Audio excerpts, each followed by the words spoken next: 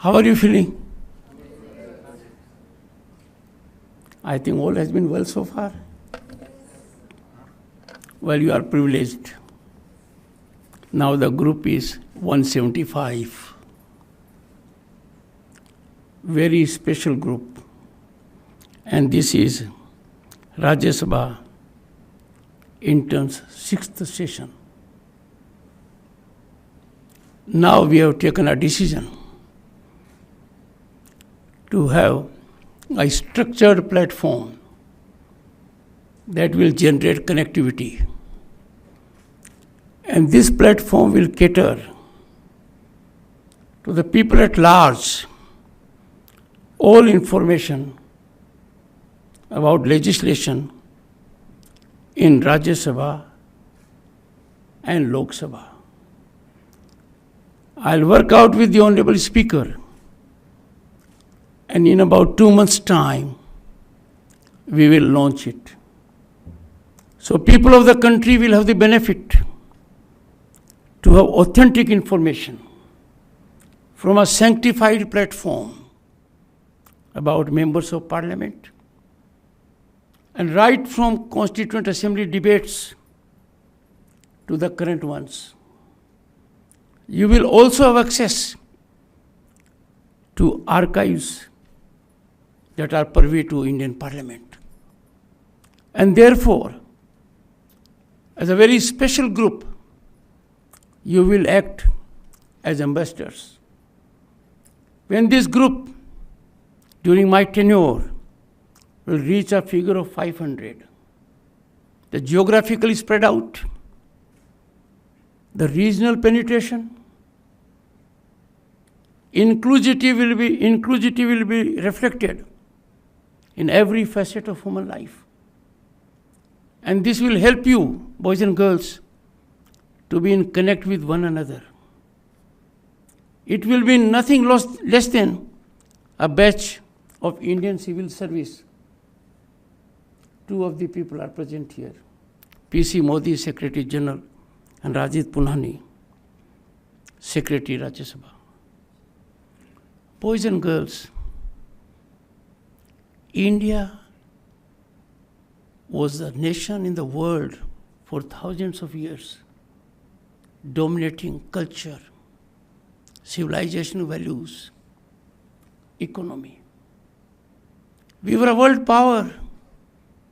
We were known as Vishwaguru. Our institutes of excellence, Nalanda, Takshila, to name just few, attracted global talent. They learned from us, they gave to us. We were constituting at one point of time 1/3 of global economy. Things went wrong somewhere. But soothing parties, gratifying parties, the last decade or so has generated an ecosystem of hope and possibility. India has witnessed a growth in economy that is globally applauded by world institutions. India has had such massive phenomenal infrastructural jump that we are feeling it every day. People-centric policies, technological penetration has gone up to the villages. And therefore, India today is the most aspirational nation in the world. And this is good for planet Earth. We are home to 1/6 of humanity. If we are aspirational, it's a challenge to us. And boys and girls before me are the most vital stakeholders in governance and in democracy. You are the future. Our youth demographic dividend is envy of the world. We are a vibrant democracy, oldest, mother of democracy. Democracy at all levels, constitutionally structured. But when things are going upward, we are bound to face headwind. There will be forces inimical to the interest of Bharat. They will try to operationalize mechanisms, give wings to wrong narratives, invidious designing of sinister mechanisms to run down our national growth, taint, tarnish, and diminish our constitutional institutions. And therefore, every young mind in the country has to be alert, has to be discerning, has to question. Because this questioning is vital, because it is sublimity and vitality of democracy. We must learn to challenge situations which we find are not in consonance with our rich culture, our democratic principles. And that is how we will contribute in the maintenance, sustaining of our growth trajectory. So all of you boys and girls will have to think and scratch your heads. Is everything all right? Am I worried? And today, therefore, my focus singularly will be on role of the citizen, role of the youth. Let me take incidents that are most recent. They are dominating our minds.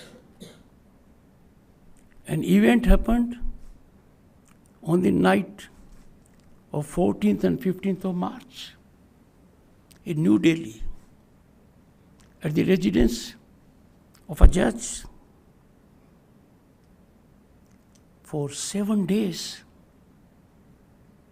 no one knew about it. We have to ask questions to ourselves. Is the delay explainable? Condonable? Does it not raise certain fundamental questions? In any ordinary situation, and ordinary situations define rule of law, things would have been different. It was only on 21st March, disclosure by a newspaper, that people of the country were shocked as never before. They were in some kind of limbo, deeply concerned and worried at this explosive, alarming expose. Thereafter, fortunately, in public domain, we had input from authoritative source, the Supreme Court of India. And the input indicated culpability. Input did not lead to doubt that something was amiss, something required to be investigated. Now the nation waits with bated breath. The nation is restive because one of our institutions, to which people have looked up always with highest respect and deference, was put in the dock. It is now over a month.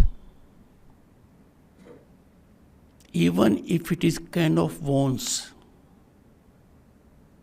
even if there are skeletons in the cupboard, time to blow up the can, time for its lid to go out and time for the cupboard to collapse.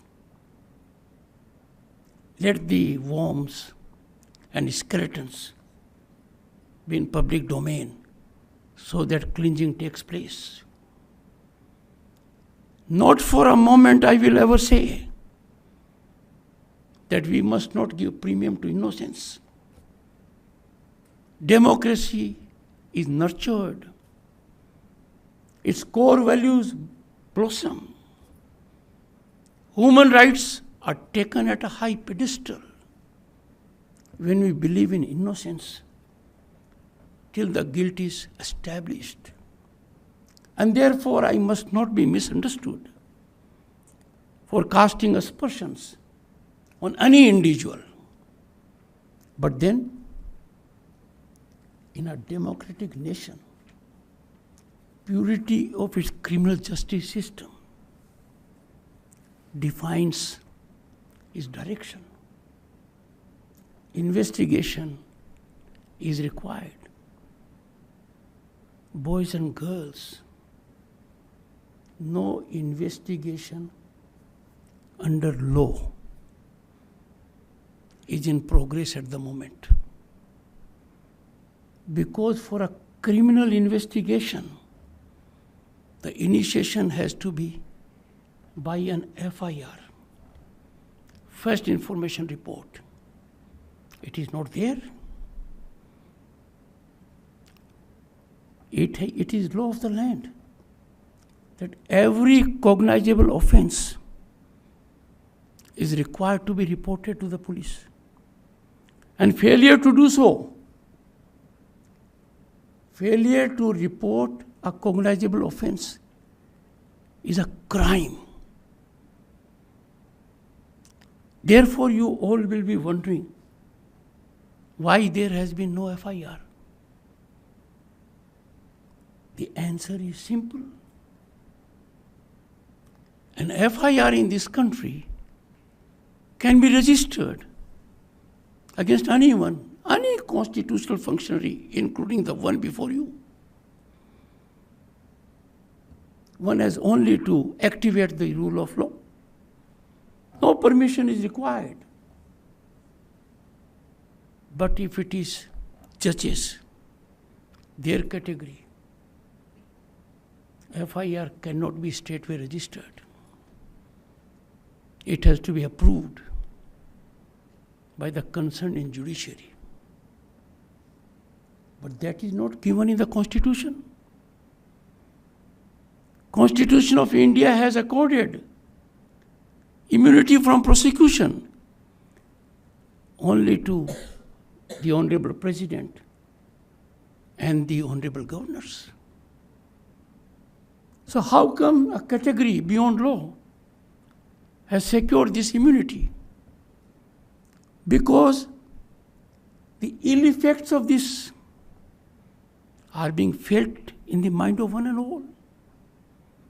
Every Indian, young and old, is deeply concerned if the event had taken place at his house.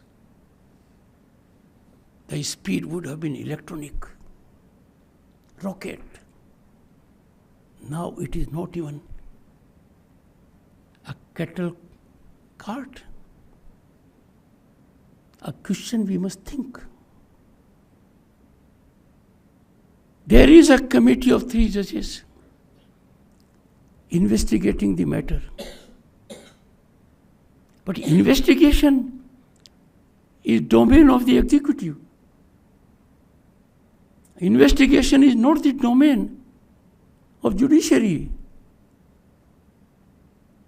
Is the committee under Constitution of India? No.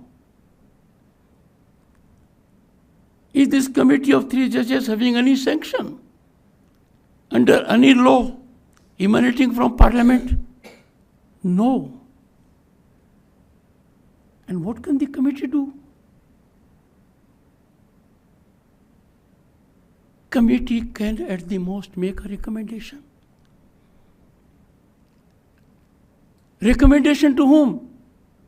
And for what? the kind of mechanism we have for judges, the only action finally that can be taken is by the Parliament when proceedings of removal are initiated. So a month has passed, more than that, and investigation requires speed, expedition, preservation of incriminating material. As a citizen of the country and holding position which I do, I am concerned. Are we not diluting rule of law? Are we not answerable to we the people who gave us the Constitution? And therefore, I would strongly urge everyone concerned to examine this as a test case. What legitimacy and jurisdictional authority does this committee possess? Can we have separate law made by a category and the law made by that category? Dehorse Constitution, dehorse Parliament. The committee report, according to me, inherently lacks legal standing. तो क्या हम ऐसे हालात में आ गए कि समय के साथ ये बात चली जाएगी? लोगों के दिल पर इस घटना से गहरी चोट लगी है। लोगों का विश्वास डगमगा गया है। There was a survey conducted recently, and the survey indicated, it was by a media house, that public confidence in the institution of judiciary is dwindling. It is fundamental for success of democracy that its three fundamental pillars, legislature, judiciary and executive, are above board. They are transparent. They are accountable. They exemplify to the people at large the highest standards to be emulated. And therefore, the principle of equality before law, has been disregarded. It is fundamental to our democracy. It is nectar of our democracy. Time for us to enforce it. This is in March. Am I right? Still we are groping in dark. The tunnel is getting longer and longer, and light is not visible as to what will happen. Normal human tendency to forget an event because other events overtake us. This is not one such incident. I beseech everyone concerned to be highly alert, proactive, and restore authority of the Constitution. Boys and girls, let me take to you early this year. On January 27, 2025, a 7-member Lokpas bench headed by a former Supreme Court judge ruled it possessed the jurisdiction to investigate corruption complaints against High Court judges. So much cognizance was taken. And mind you, if you go to other judicial dispensations, in other countries that have democracies thriving, suo motu cognizance is unknown to them. And then it was stayed on one ground, independence of judiciary. This independence कोई कवच नहीं है. This independence is not some kind of impregnable cover against inquiry, investigation, probe. Institutions thrive with transparency, with their being probe. The surest way to degenerate an institution or an individual is to give total guarantee there will be no inquiry, no scrutiny, no probe. How can we take this situation?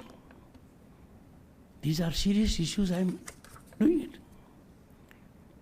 Let me tell you when it started. Constitution framers were very wise people.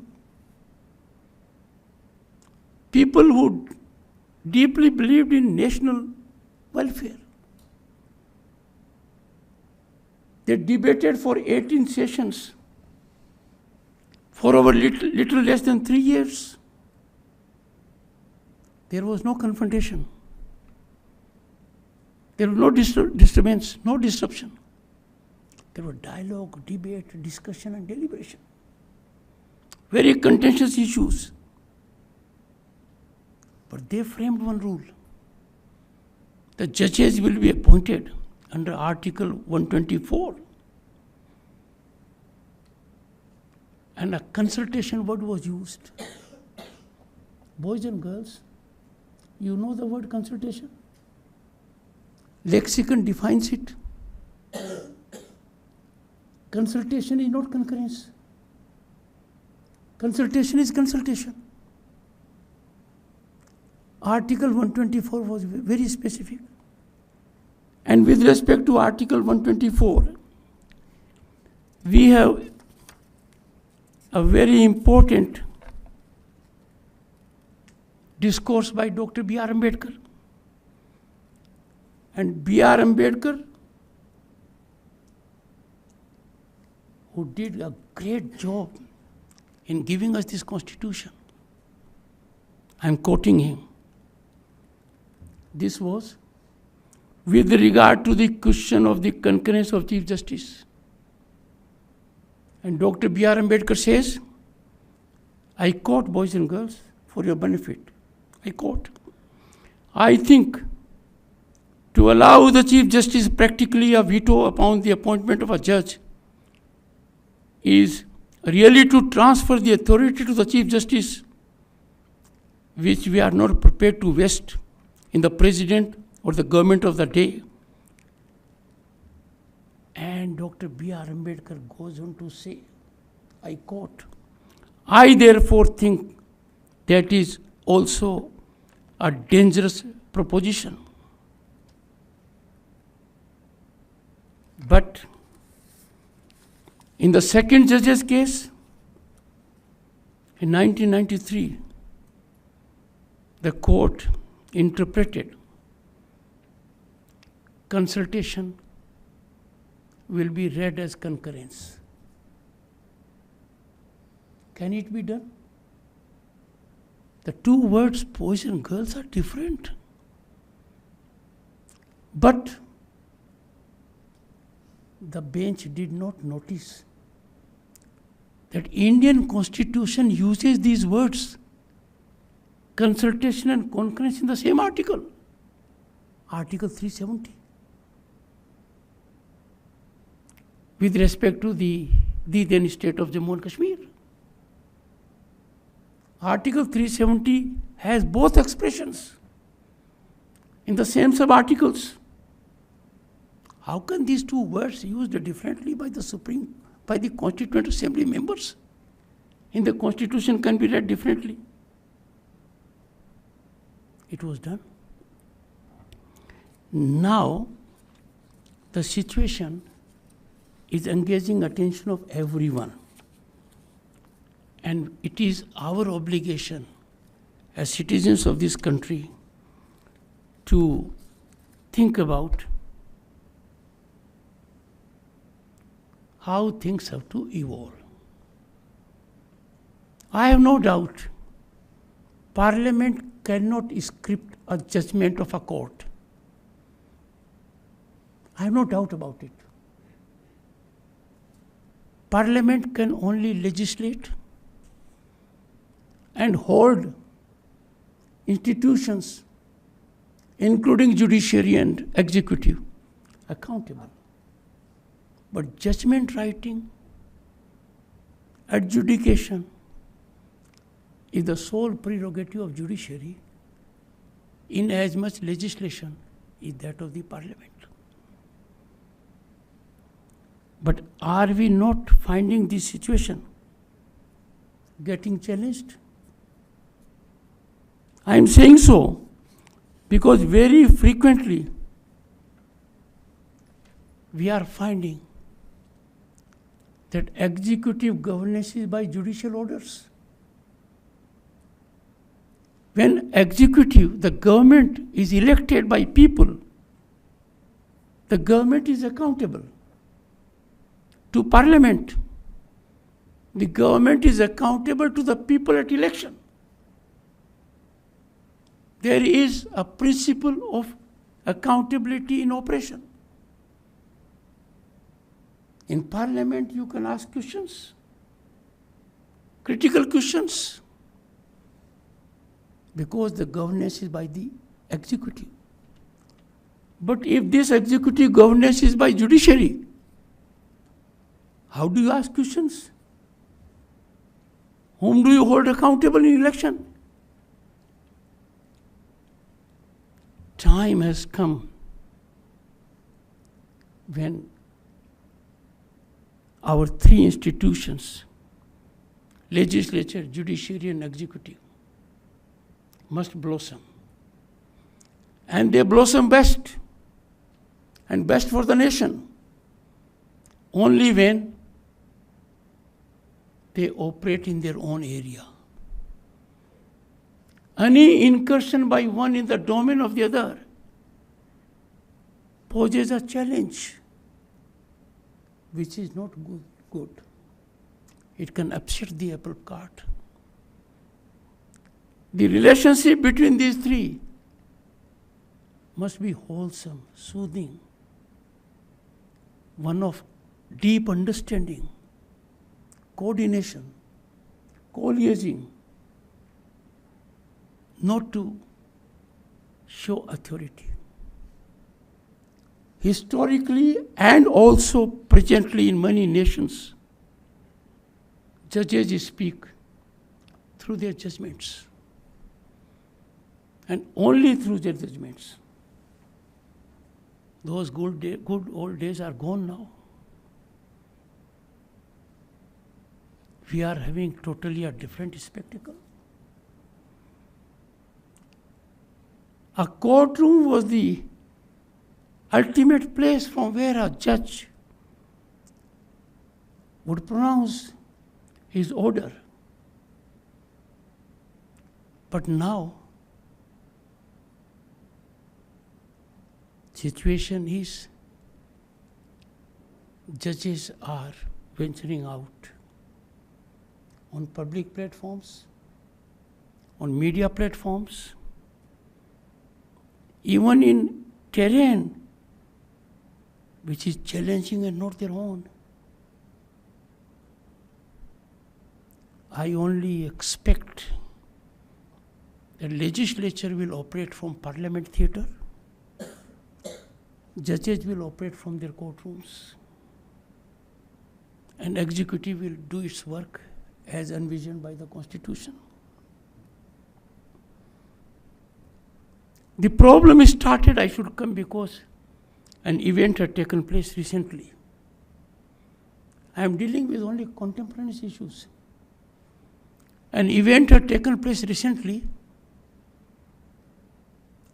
on the release of a book And the focus of the book by a former judge of the Supreme Court was on basic structure. The day was chosen as 14th April, associated with Dr. B.R. Ambedkar. The judge, former judge of the Supreme Court, and illustrious author of the book, referred to 13th April. He narrated an incident that had taken place on 13th April at Jallianwala Bagh before independence, where our people were killed, massacred, injured, and by our own people, led by General Dyer. And then he came to the doctrine of basic structure, that this cannot happen now because of this doctrine. Examine for a moment this doctrine Keshwanand Bharti gave to us. 13 judges of the Supreme Court assembled. The division was vertical 7:6. It can't be more than that. The judgment was on 24th April 1973. And this, according to the author, is our savior. But after we had this basic structure doctrine, a prime minister, to save her seat, imposed emergency on 25th June 1975. The judge has forgotten. The audience had forgotten. It was supposed to be engaging discourse, inquisitorial. No one asked a question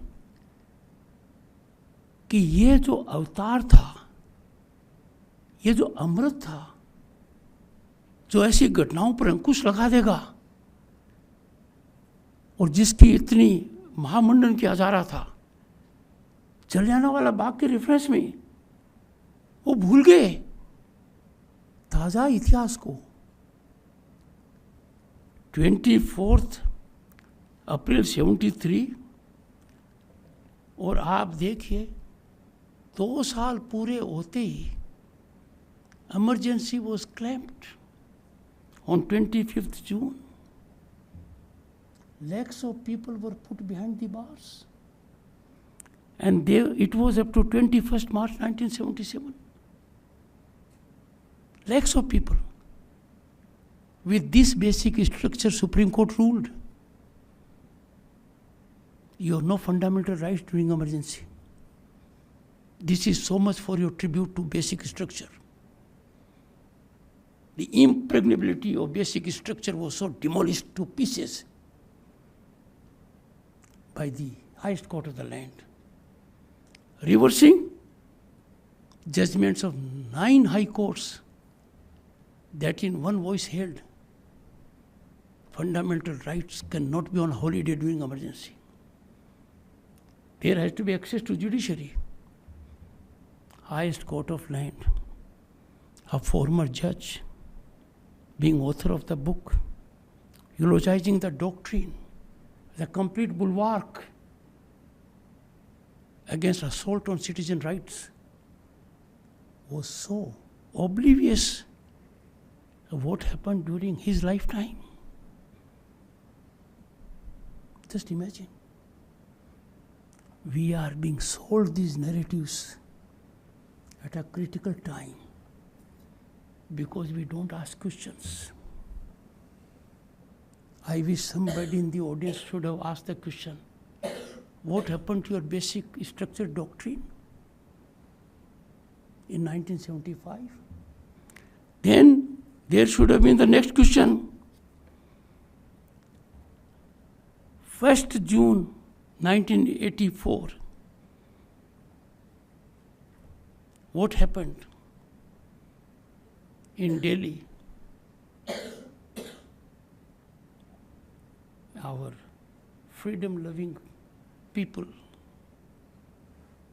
They were singled out in thousands. What happened at the Golden Temple? What I'm saying is, don't take these narratives at face value. These narratives are dangerous narratives. These narratives must be exposed by discerning minds like young people. You must learn to question, because we have iconized people through mechanism which is not rational. We have given celebrated status to people without examining. We think what they say is right. No one asked the author, while he was judge of the Supreme Court, why the collegium system did not work. We must learn to ask questions. Because in democracy, this is our most basic right. If you don't ask questions to me, you will not be doing your duty. And therefore, 175, a number will go to 500. Will be that squad which will be asking questions also. We don't have to be overcritical. We don't have to be confrontationist. But we have to believe in the nation under all situations. My worries were at a very highest level. I never thought in my life I will have the occasion to see it. President of India is a very elevated position. President takes oath to preserve, protect and defend the Constitution. This oath is taken only by President and her appointees, the governors. Everyone, the Prime Minister, the Vice President, the ministers, the parliamentarians, the judges, they take oaths to abide by the Constitution. But to defend the Constitution, to preserve the Constitution, to protect the Constitution, that is the oath of the President of India. The Supreme Commander of the Armed Forces. Boys and girls, if you look at the Indian Constitution,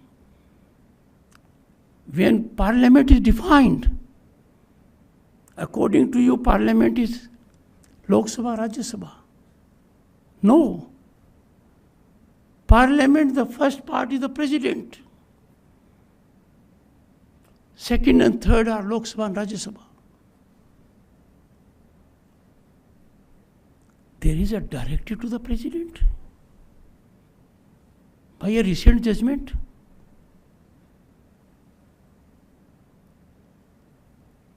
Where are we heading? What is happening in the country?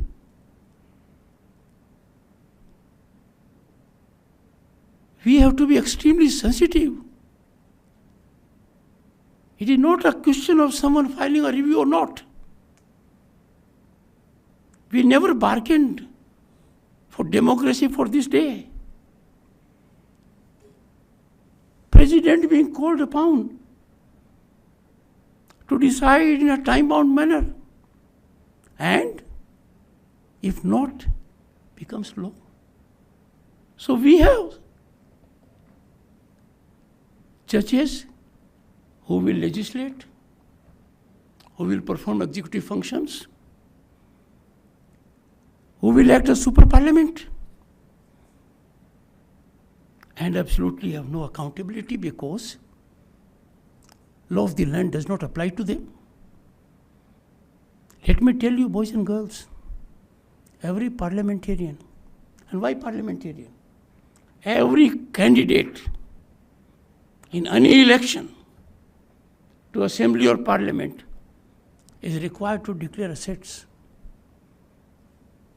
Judges don't do it. Some do, some don't. Time has come that we reflect deeply. I am not here to join issue. I am proud of Bharat that is rising as never before. The rise is unstoppable. I am proud of the ecosystem in the country, hope and possibility, buoyant economy, infrastructure, unbelievable, global reputation of the Prime Minister. Never heard Indian Prime Minister will be a global leader of that level. India is respected all over. We therefore have to be extra cautious that these forces that are active, you have to analyze them. I do not wish to take on an individual. I have respect for all. But then we have to be analytical mind, discerning mind. We cannot have situation where you direct President of India. And on what basis? The only right you have under the Constitution is to interpret the Constitution under Article 145(3). There it has to be 5 judges or more. Boys and girls, when Article 145(3) was there, the number of judges in the Supreme Court was 8. 5 out of 8. Now 5 out of 30 and odd. But forget about it. The judges who issued a mandamus virtually to the President and presented a scenario it will be law of the land have forgotten the power of the Constitution. How can that combination of judges deal with something under Article 145(3) is preserved? It was then for 5 out of 8. We need to make amends in that also now. 5 out of 8 would mean interpretation will be by majority. Or 5 constitutes more than majority in 8. But leave that aside. Article 142. Article 142 has become a nuclear missile against democratic forces. Available to judiciary 24/7.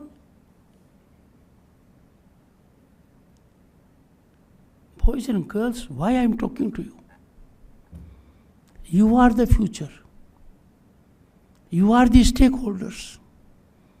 I am not addressing only you. I am addressing the entire youth of the country.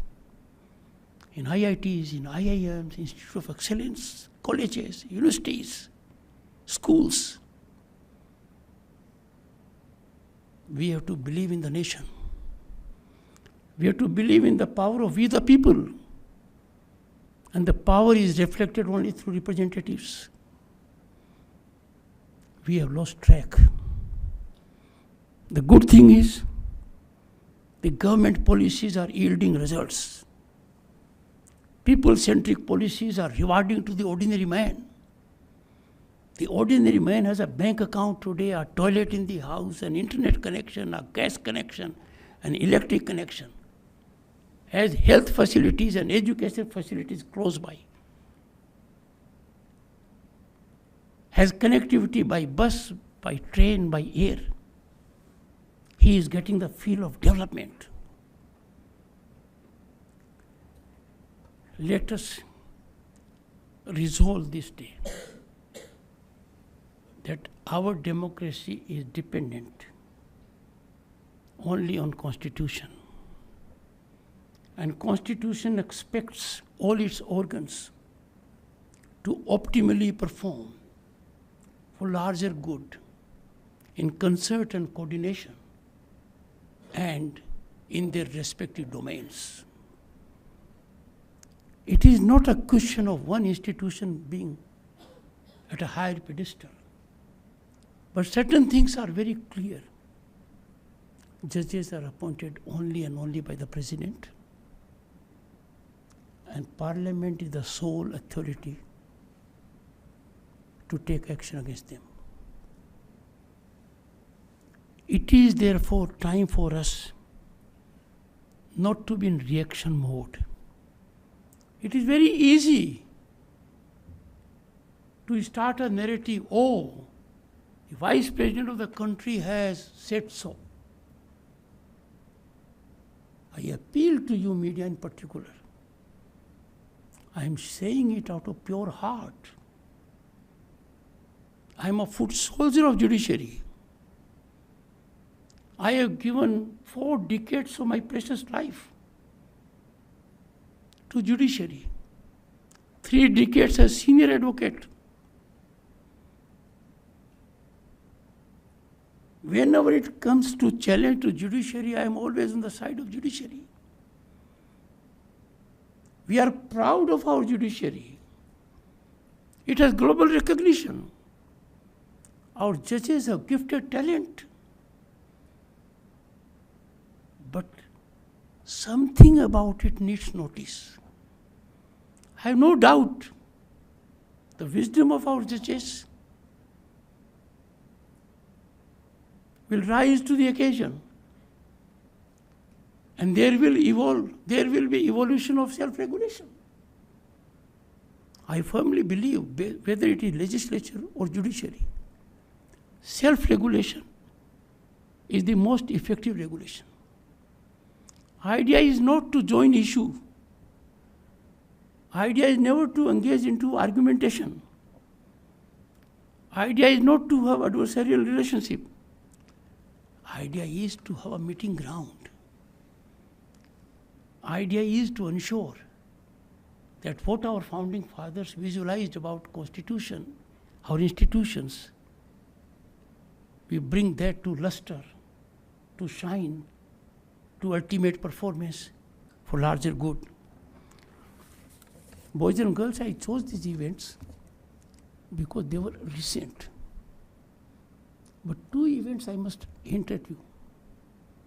When I reflected on book release function, author being a former Supreme Court judge, I brought emergency contextually, because reliance was placed on doctrine of basic structure evolved in Keshwanand Bharati in 1973. But let me tell you 2 events that have taken place recently. They are only to invite your attention from that perspective. One was Svidhan Divas, because every Bharatiya must know why we celebrate Svidhan Divas. We are celebrating it for last 1 decade. And Svidhan Hatya Divas, because you boys and girls have no idea the kind of traumatic experience our citizens suffered during emergency. The impressions on young boys and girls, children, when their parents, nationalist in mind, many of them became ministers, chief ministers, cabinet ministers, and prime ministers later on, were detained without any cause, with no access to judiciary. And therefore, on these 2 days, you must devote yourself, think within, and act accordingly. Well, I'm sure you would have had rewarding experience, be in connect with one another. By end of the year or early next year, we will be having a get-together in Delhi of all the participants till then.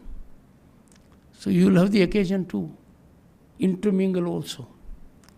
But on the platform that is being created, be in touch with one another, Whenever you travel to a place where you find an intern is from that place, try to connect with him or her. That will be rewarding experience. Start sharing your ideas and thoughts, because ideation alone is gift of democracy. You have to ideate. The power of ideation, the power of an idea will define our progress trajectory. I wish you well. Thank you so much. Remain in connect.